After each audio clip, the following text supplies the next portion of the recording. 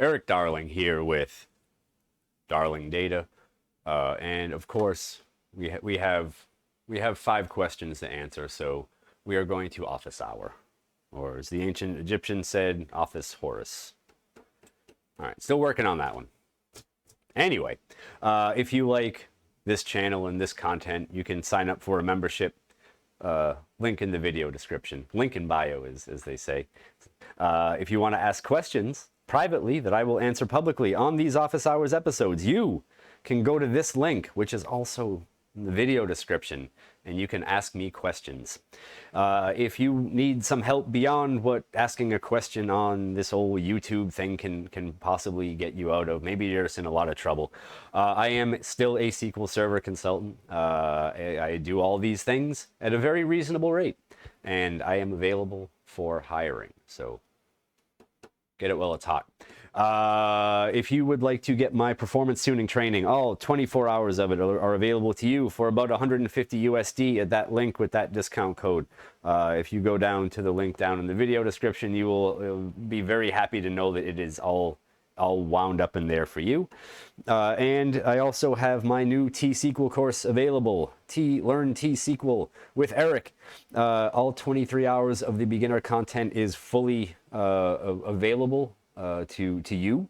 It is down at the pre-sale price of $250, which will go up to $500 after the summer when the advanced content is recorded. Speaking of summer, boy oh boy, we're gonna be wearing a lot of shorts out there. I am going on tour with Redgate on all the Pass On Tour events, as well as Pass Data Community Summit. Pass On Tour is, of course, hitting New York City, Dallas, and Utrecht. And Pass Data Summit is, of course, hitting Seattle, November 17th to 21st. So get on in on those if you are in the nearby area. But let's go answer some questions now, and let's get through all this stuff. All right, first question. Oh boy. Hi Eric, can you demonstrate or share topic about HA setup with 2 database node and 1 AG listener? Hell no. I don't ever talk about that stuff. I don't care for AGs. I don't care for boring setup tasks like this. I don't care to do walkthroughs. There are other people who do. God bless them. They like this stuff. I am all query performance. That is not something I want to get into. All right, next up.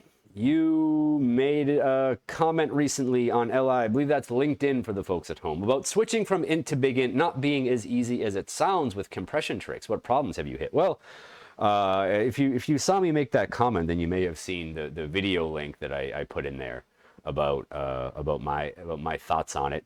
The biggest problem is that every blog post that tells you about this one weird trick, it's like a table with like just a clustered, and not a clustered primary key, but a clustered index on it.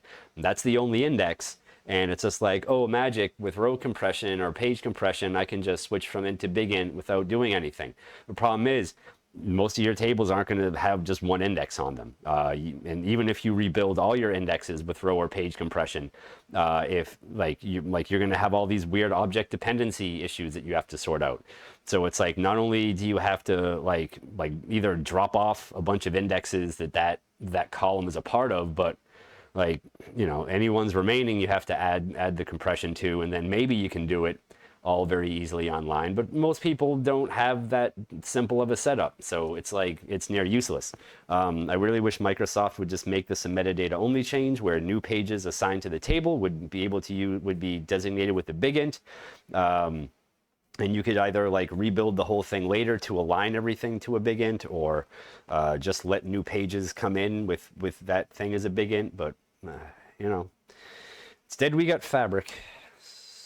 Stupid ass Fabric. Here's a neat question. If you worked at Microsoft, what would you do with SQL Server to make it competitive with Postgres? Well, the reason why Postgres is competitive is because it's free.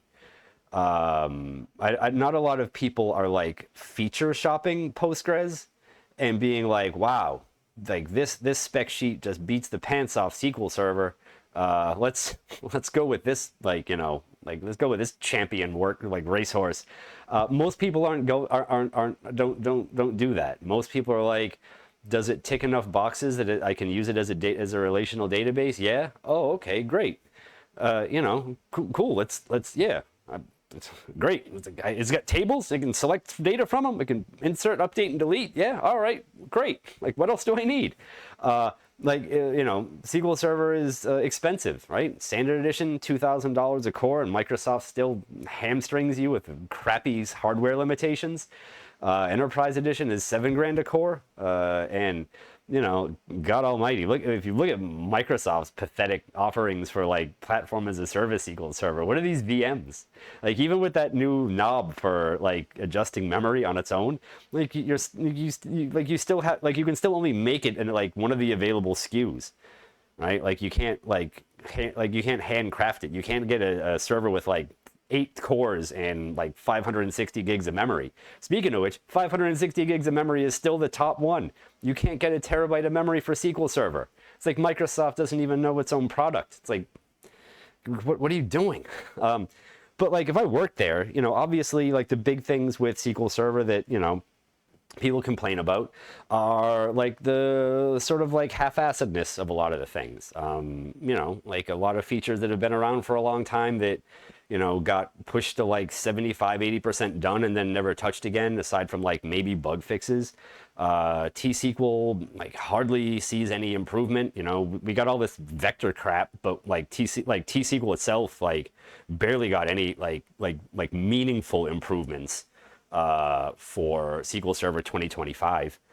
Like there's just so much stuff that that other databases are eating Microsoft's breakfast, lunch, and dinner on, like from a development point of view, that's really where they ought to focus, or that's where I would focus is, just kind of like modernization of T-SQL, and I think, if I really wanted to get in there, I would make Query Store much more of a monitor, like a legit monitoring repository than it is. Right now it collects query performance data, but it doesn't collect stuff like blocking or deadlocks. It doesn't collect any it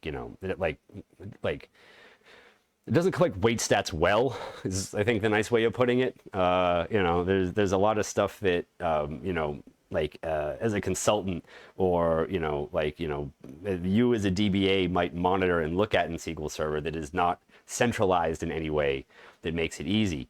And I don't understand why Microsoft doesn't try to make it easier for like let's just say the average person who's like, I don't know what I'm doing. Please just give me an answer. Like, just give me something. Has to now become an expert in like 5 different things and like learn like XML querying to get any good data out of SQL Server. So there's all that stuff there. But as far as like what competing with Postgres, it's hard to compete with free. It's especially hard to compete with free when like free is out featuring you on a whole bunch of stuff. So, but hey, we got Fabric.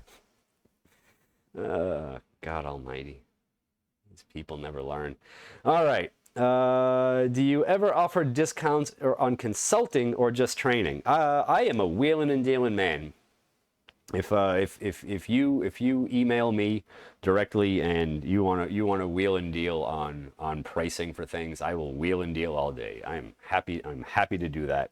I do. There are limits to how much wheeling and dealing I will do, but I will always wheel and deal. All right, we have another Postgres question here. Jeez Louise. Do you plan on offering Postgres training or content? So here's the thing. I could certainly play with Postgres enough to learn stuff about it and produce training content on it. However, part of the comfort that I have with producing the training content on SQL Server is experience, right? So I'm not obviously not running Postgres in production anywhere. I've never worked with Postgres live in production, and there are certainly like things that you can still be technically correct about, and you can still read the documentation and maybe put together in a friendlier way. Or even offers like, well, if you use SQL Server and you want to learn Postgres, here's A and B, like stuff like that. But, especially from a performance tuning perspective, the type of stuff that the type of stuff that makes for good content is often the type of stuff that you figure out working with like real production workloads and seeing real meaningful differences there. That's also, where you learn a lot of the sort of limitations, restrictions, just stuff that is not easy to find just running a query in on a server, type things. So, I'll never say never, but, it's something where I would need to be exposed to it in like a realistic way, I think, before I felt confident in thinking that I could train others on like how to do things best with it from a performance point of view. All right, well, that's 5 questions, I think. 1, 2, 3, 4, 5. Yep, we did it. Hey, good job, us. All right, thank you for watching. I hope you enjoyed yourselves. I hope you learned something, and I will see you over in the next video where I don't know, whatever it is. We'll figure it out when we get there, I suppose. All right, thank you.